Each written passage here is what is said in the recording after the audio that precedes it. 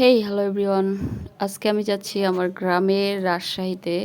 তো অনেক দিন পর আমি যাচ্ছি গ্রামে, কারণ এবার ঈদটা আমার নাকি গ্রামেই করতে হবে। সবাই মিলে একদম পাগল হয়ে গেছে। আমি অনেক দিন ধরে গ্রামে যাই না, অনেক দিন যাওয়া হয় না আমার। আমি ব্যস্ততার কারণে বা কোনো কারণে আমি লাস্টে আর যাই না, এবং ঈদেও যাওয়া হয় নাই।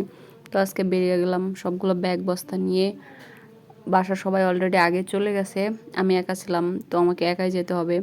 তো অনেক চেষ্টা করছি যেন জ্যামে না পড়ি, এই জন্য আগে আগে বের হয়েছি এবং আগে আগে গেছি।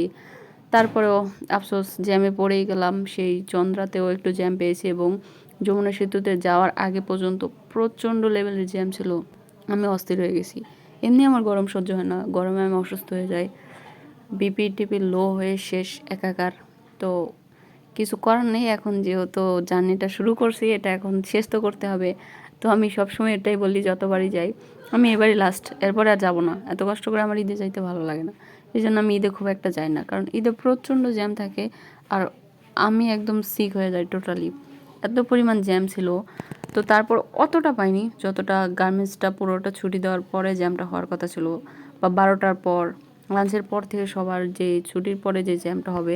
তো আমি খুব ভোরে বেরোয়েছি সকালে, যেখানে আমার রাজশাহীতে এসে পৌঁছানোর কথা ছিল দুপুর 2টা থেকে সর্বোচ্চ 3টার মধ্যে। সেখানে আমার রাজশাহী এসে পৌঁছাতে 6টা বেজে গেছে।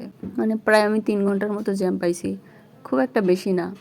অনেকের আছে ঈদটাও রাস্তায় করতে হয়, যাক এটা আমার করতে হয় নাই আলহামদুলিল্লাহ।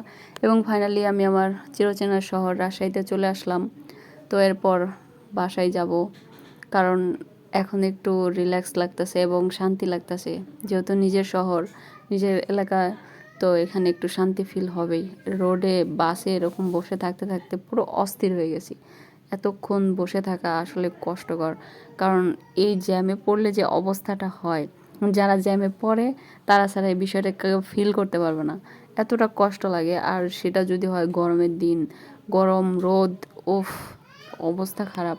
তবে আরও সবচেয়ে বেশি খারাপ লাগে যাদের দেখি যে ট্রাকে করে আসতেছে এই রোদে গরমে, আবার হুটহাট করে বৃষ্টি, এটা অনেক কষ্ট।